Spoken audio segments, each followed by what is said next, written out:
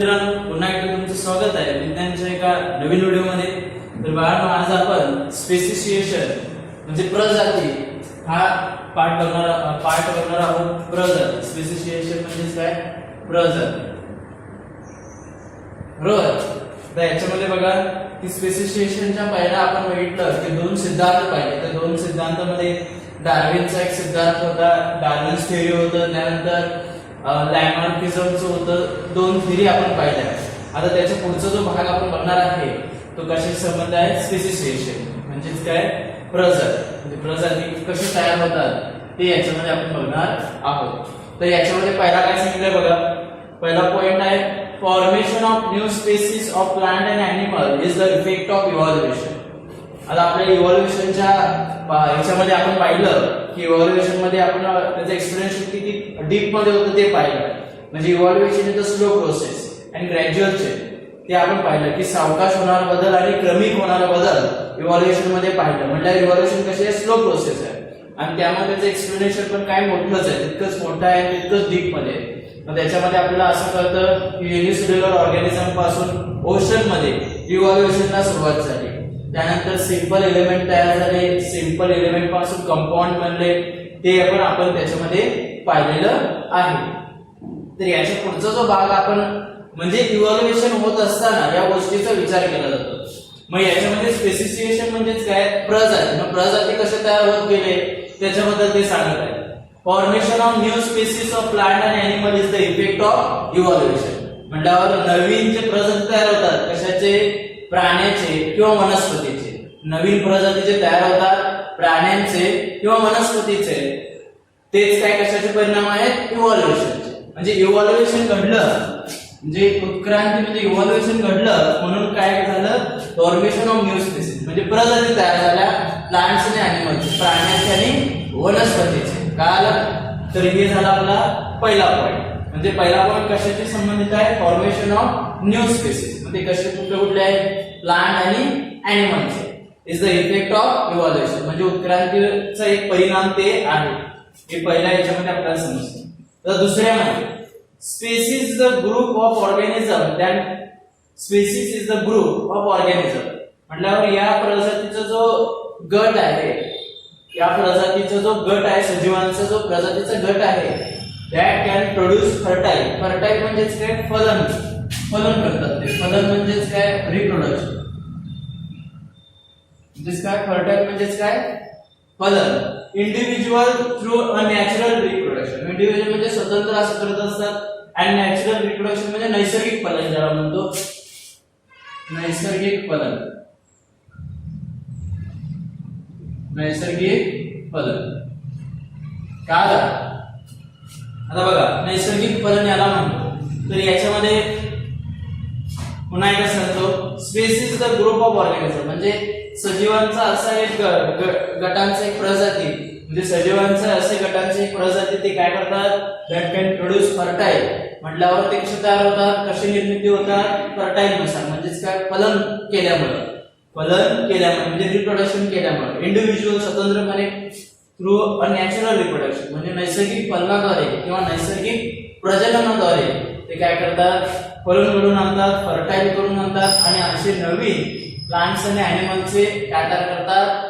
नवीन प्रजाती, species, new species प्रजाती तयार केले जातात. तर हे लक्षात ठेवा. काय पुढे? each species grow in specific geographical condition. each species grow in specific geographical condition. प्रत्येक जात ते काय करत असते? वाढत असते. कशामध्ये? Specific geographical condition.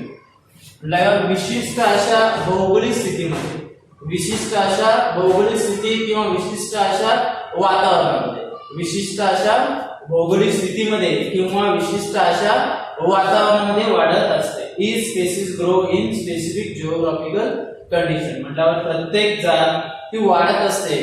कशामध्ये? Specific geographical condition. म्हणजे स्पेसिफिक जिओग्राफिकल कंडिशन म्हणजेच काय? की एखादं प्लांट्स असू दे, एखादं ॲनिमल असू दे, ते ठराविक ठिकाणी आढळतात.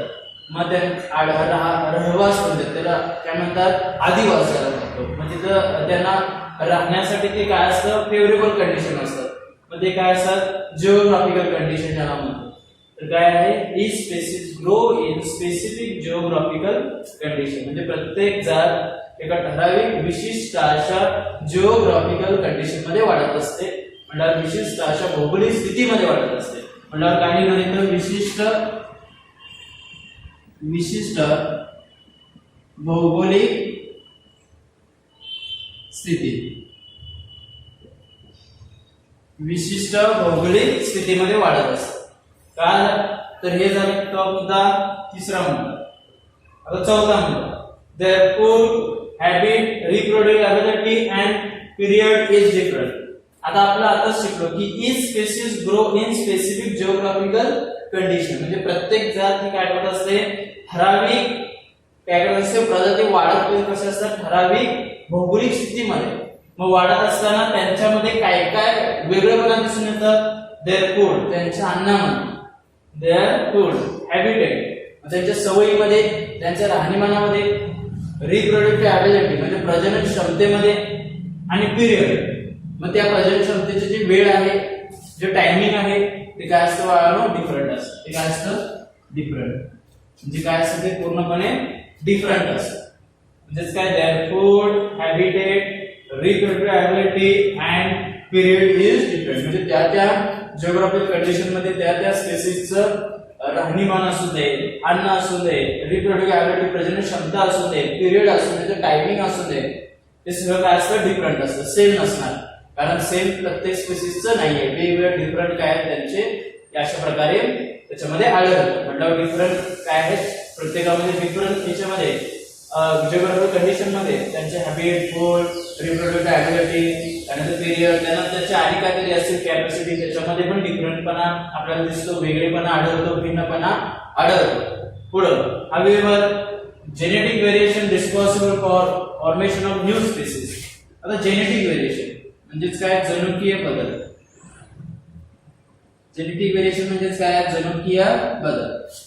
काय म्हणतात ते genetic variation responsible for formation of new species. New species म्हणजे नवीन प्रजाती म्हणजे ते काय म्हणतात जनुकीय बदल कारणीभूत आहेत नवीन प्रजाती तयार होण्यासाठी. का हो कारण आपण इयत्ता 9वी मध्ये की life process in living organism सजीवांची जीवन प्रक्रिया या पाठामध्ये पाहिलं होतं की बाबा त्याच्यामध्ये सांगितलं होतं की जेनेटिक व्हेरिएशन कसं येतं, हेरिडिटी काय असते, जीन्स मध्ये कसं फरक पडतो, जीन्स काय कसं एक कॅरेक्टर ट्रान्सफर करतात पेरेंट्स टू ऑफस्प्रिंग मध्ये, माता पित्याकडून संततीकडे कसं ट्रान्सफर केलं जातं, कसं हेरिडिटी कॅरेक्टर पुढे जातात, जीन्स मध्ये कसं जनुकामध्ये कसं बदल घडून येतो आणि बदल घडून आल्यावरच मग पुढचे काय होत असतात new formation of new species म्हणजे नवीन प्रजाती तयार होत असतात किंवा नवीन जाती तयार होत असतात ऑर्गॅनिझमचे.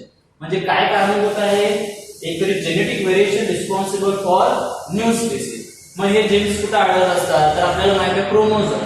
क्रोमोझोम काय रिस्पॉन्सिबल आहे की एक कॅरेक्टर पासून दुसऱ्या कॅरेक्टर एक one generation to another character काय करणं गुणधर्म पुढे पाठवणं. तर हे त्याचं एक कार्य आहे.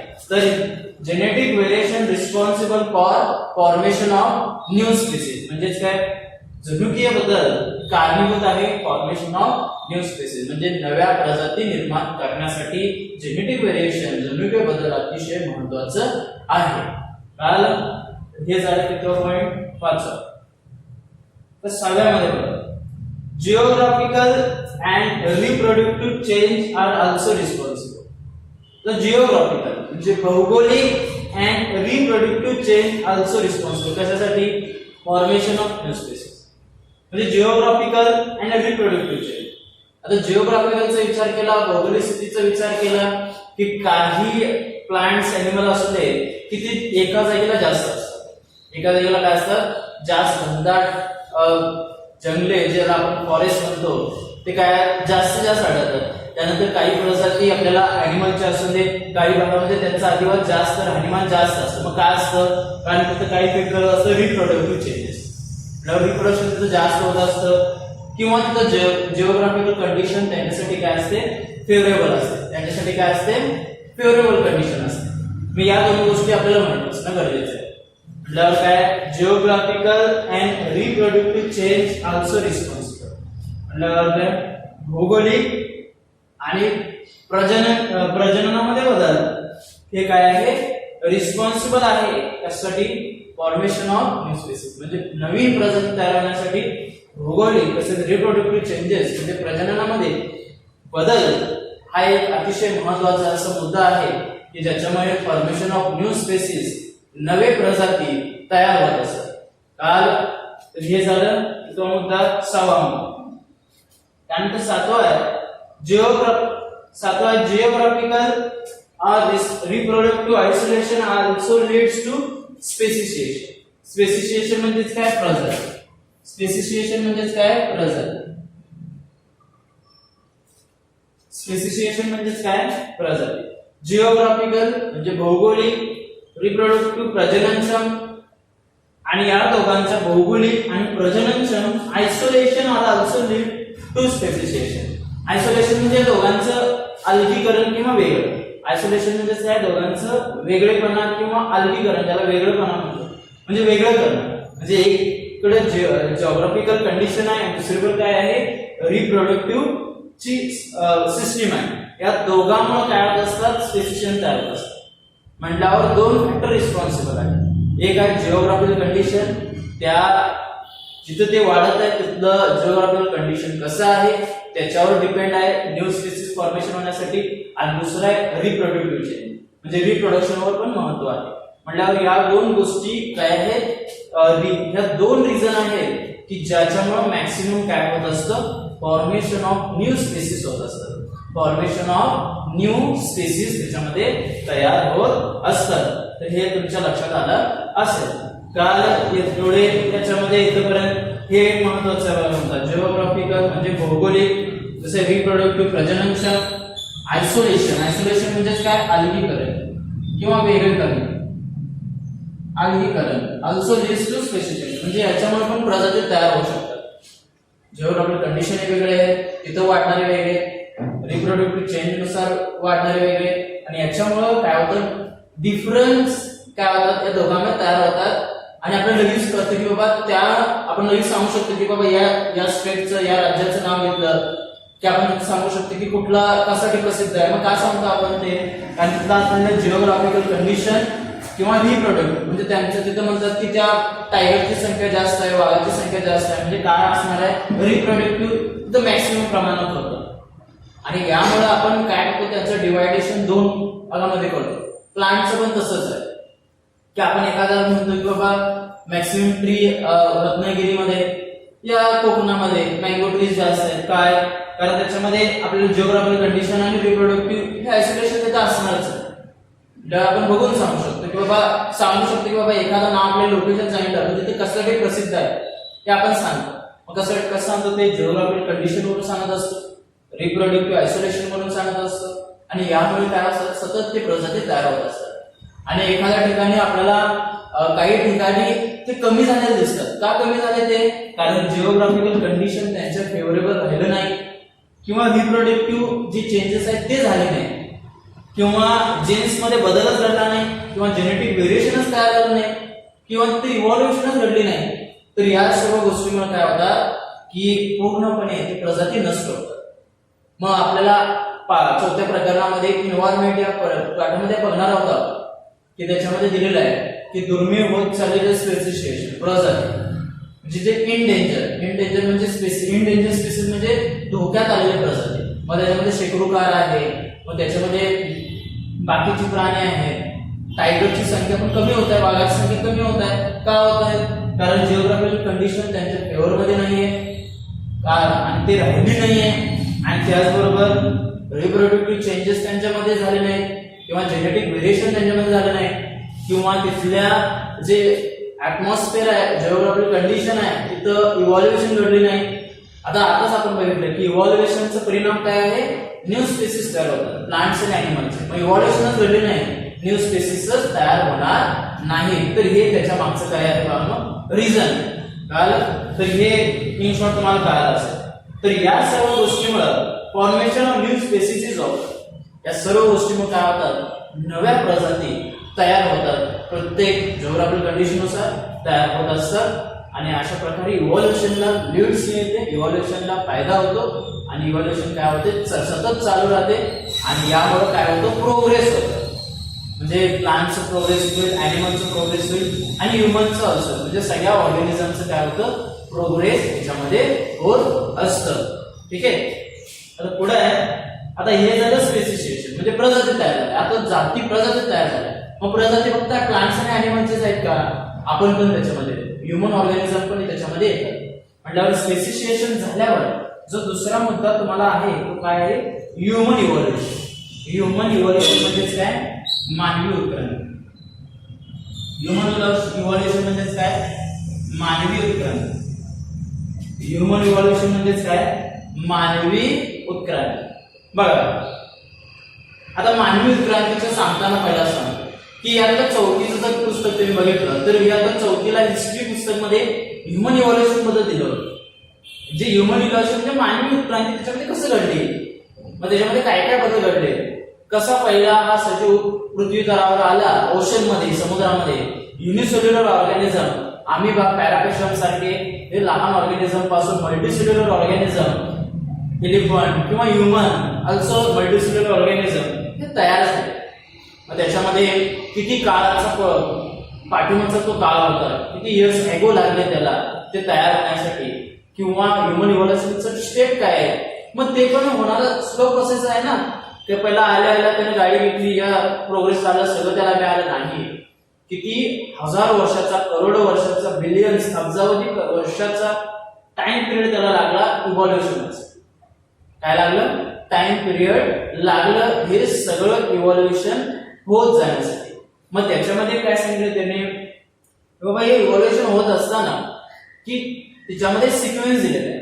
काय दिलेला आहे, सिक्वेन्स. तो सिक्वेन्स तुम्हाला 1.12 या डायग्राम मध्ये दिसेल. आकृती क्रमांक 1.12 म्हणजे 1.12 डायग्राम जर तुम्ही केअरफुली जर ऑब्झर्व केला तर तुम्हाला लक्षात येईल की मानवाची जी ह्याच्यापासून पहिल्याची जात होती त्यापासून होमोसॅपियन बनण्यापर्यंतचा कालावधी दिलेला आहे.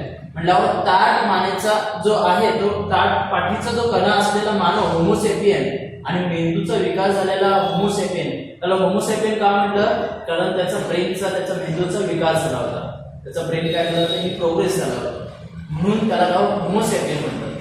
मग होमोसॅपियन होत असताना पहिली स्टेप काय होती त्याची, तो कसं चालत होता, त्यानंतर पाठीचा कणा कसा ताठ झाला आणि लास्टला त्या मानवाला काय नाव पडलं, जे प्रत्येक क्षेत्रामध्ये त्यांनी प्रोग्रेस केलं, तर याच्याबद्दल त्याच्यामध्ये तुम्हाला माहिती आहे. आता पहिले दोन मुद्दे याच्यामध्ये बघूया. The biodiversity that is known today has been said to be from every simple unicellular organism due to evolution. म्हणजे ते काय सांगतात, आज जे तुम्ही बायोडायव्हर्सिटी पाहता, जैवविविधता, बायोडायव्हर्सिटी म्हणजेच काय, जैवविविधता म्हणजे परिसंस्था, जैवविविधता ज्याला म्हणूया आपण, जे तुम्ही आज पाहता तर ते कशापासून तयार झालेलं आहे, every simple unicellular organism due to evolution. म्हणजे हे तयार कसं झालेलं आहे, युनिसेल्युलर ऑर्गॅनिझम पासून, म्हणजे एक पेशीय सजीवापासून. कशापासून तयार झालेलं आहे, एक पेशीय सजीवापासून हे तयार झालेलं आहे. आणि तयार झाल्यावरच कशामुळे तयार झालेलं याचं कारण पण दिलेलं आहे, इव्हॉल्युशन. म्हटल्यावर इथं पण काय घडलेलं आहे, उत्क्रांती घडलेली आहे. इथं पण काय घडलेलं आहे, उत्क्रांती. कारण बदल घडला, उत्क्रांती घडली. म्हणजे युनिसेल्युलरचं कशामध्ये रूपांतर झालं, बायोडायव्हर्सिटी. युनिसेल्युलर मध्ये कशाचं, सिंपल युनिसेल्युलर पासून साध्या एक पेशीय पासून कशामध्ये रूपांतर झालं, बायोडायव्हर्सिटी म्हणजे जैवविविधतामध्ये झालं. आणि म्हणून काय म्हणतात त्याला, की अशामुळं इव्हॉल्युशन घडलं, उत्क्रांती घडली असं सांगितलं जातं. काल मग तुम्हाला सांगितलं दुसऱ्या पॉइंट मध्ये तुम्ही काय बघायचं आहे, 1.12 डायग्राम बघायचं आहे पुस्तकामध्ये. तिथं दिलेलं आहे की पूर्णपणे किती टाइम पिरियड लागलं त्याच्यामध्ये. आणि दुसरं आहे, the last dinosaur disappear approx 7 crore years ago. बघा लास्ट डायनासोर. आता डायनासोरचा आणि ह्युमन इव्हॉल्युशनचा काय संबंध आहे, कारण डायनासोर काय होता, महाकाय प्राणी होता. आणि महाकाय प्राणी मेल्यावर, डिसअपियर झाल्यावर पृथ्वीवरून ते काय घडलं की ह्युमन इव्हॉल्युशनला प्रत्यक्षात सुरुवात झाली. ह्युमन इव्हॉल्युशनला काय झाली, प्रत्यक्षात सुरुवात झालेली होती. म्हणजे उल्कापात झालं आणि डायनासोर काय झाले, पृथ्वीवर नष्ट झाले, काढले गेले. आणि लास्ट डायनासोर कधी डिसअपियर झालं, अप्रॉक्स 7 करोड इयर्स अगो. म्हणजे 7 करोड वर्ष लागली की लास्ट जो डायनासॉरची जात होती ती नष्ट व्हायला, आणि हिच्यापासून ह्युमन इव्होल्युशनला काय झालं, सुरुवात झाली. अग्नीचा शोध लागला, त्यानंतर ते फार्मिंग करू लागला, त्यानंतर कल्चर बसू लागला, तो त्याच्यानुसार संस्कृती बसू लागला, बरोबर, इंडस्ट्रियलायझेशन करू लागला तो. ओके, तर ही सगळ्या गोष्टी, त्यानंतर त्याला हस्तलिखित मॅन्युस्क्रिप्ट ज्याला म्हणतो, हे सगळे त्याला ज्ञान, आणि त्यानंतर त्याच्यामध्ये त्याने प्रोग्रेस केली. होमोसॅपियन पासूनच काय झालं, फार्मिंगला सुरुवात झाली, इंडस्ट्रियलायझेशनला सुरुवात झाली, नागरी वस्ती बसू लागला तो. ओके, आणि प्रत्येक क्षेत्रामध्ये तो काय करू लागला, प्रोग्रेस करू लागला. होमोसॅपियन झाल्यावर होमोसॅपियन मध्ये त्याचा पूर्ण मेंदूचा काय झालेला आहे, विकास तिथं घडलेला आहे, आणि अशा प्रकारे काय झालं की ह्युमन इव्होल्युशन तिथं तयार झालेली आहे. तर याच्या पुढचे मुद्दे पुढच्या व्हिडिओमध्ये बघणार आहोत. तर त्या अगोदर पुन्हा एकदा हे समजावून मी तुम्हाला सांगतो. स्पेसिशिएशन म्हणजेच काय, प्रजाती. स्पेसिशिएशन म्हणजेच काय, प्रजाती. याच्याबद्दल आज आपण शिकलेलो आहोत. Formation of new species of plant and animal is the effect of evolution. उत्क्रांती घडल्यामुळे वनस्पती आणि प्राण्यांचे वेगवेगळ्या जाती निर्माण झालेले आहेत. पुढे, species is the group of organism that can produce fertile individual through the natural reproduction. प्रजाती एक गटाचं एक नाव आहे, सजीवांचं. प्रजाती काय आहे, एक सजीवांच्या गटाचं नाव आहे, आणि ते कसे तयार झालेले आहेत, फर्टाइल नुसार, फलनानुसार तयार झालेले आहेत, आणि त्याचबरोबर वैयक्तिक किंवा स्वतंत्र असं नैसर्गिक फलनद्वारे, नॅचरल रिप्रोडक्शनद्वारे तयार झालेले आहे. तिसरं, each species grow specific geographical condition. प्रत्येक प्रजाती ही काय कसे वाढत असतात, स्पेसिफिक जिओग्राफिकल कंडिशन म्हणजे विशिष्ट अशा भौगोलिक स्थितीत वाढत असतात. देअर फूड, त्यांचं अन्न, हॅबिट, रहिवास, रिप्रोडक्टिव्हिटी, प्रजनन क्षमता, आणि त्याचबरोबर पिरियड, त्याचा वेळ काय असतं, भिन्न असतं म्हणजे डिफरंट असतं. Genetic variation responsible for formation of new species. नवीन प्रजाती तयार होण्यासाठी काय रिस्पॉन्सिबल आहे, जेनेटिक व्हेरिएशन म्हणजे जनुकीय बदल महत्वाचा आहे. जिओग्राफिकल म्हणजे भौगोलिक, आणि रिप्रोडक्टिव्ह चेंज म्हणजे फलनामध्ये बदल किंवा प्रजननामध्ये बदल, हे पण रिस्पॉन्सिबल आहे formation of new species. Formation of new species, geographical, भौगोलिक आणि रिप्रोडक्टिव्ह प्रजनन यांच्या आयसोलेशनमुळे, यांच्या अलगीकरणामुळे किंवा वेगळेपणामुळे पण स्पेसिशिएशन तयार होतं, प्रजाती तयार होतात. ह्युमन इव्होल्युशन मध्ये तुम्हाला आता सांगितलं मी, दोन मुद्दे लक्षात ठेवायचे आहेत की बायोडायव्हर्सिटी जे आपण आता त्याच्यामध्ये बघतो, is been said to form every simple unicellular organism due to evolution. म्हणजे एक पेशीय साध्या एक पेशी सजीवापासून तयार झालेले आहे, उत्क्रांतीला सुरुवात झालेली आहे. Last dinosaur disappear approx 7 crore years ago. म्हणजे लास्ट जो डायनासोर होते ते किती 7 करोड वर्ष लागली ते डिसअपियर व्हायला, ते पृथ्वीवर नष्ट व्हायला. आणि त्याच्यामध्ये काय बघायचं, डायग्राम 1.12 ही बघायची आहे. तर हे व्हिडिओ तुमच्या समोर जेव्हा येईल तेव्हा काय करायचं, काळजीपूर्वक हे पूर्ण बघायचं आहे. पहिला मी समजावून सांगतो, त्यानंतर दुसऱ्यांना ज्याला नाही कळत त्यांना पण समजावून सांगत असतो, म्हणजे व्हिडिओ पूर्ण बघायचं आहे. आणि बघितल्यावर शक्यतो हेडफोनचा वापर करा, म्हणजे प्रत्येक शब्द कानावर पडेल. एक आणि एक शब्द तुम्ही मला विचारू शकता, ठीक आहे. तुमची शंका काय पण असू दे, मागच्या याच्यामध्ये पण पॉइंट्स मध्ये असू दे.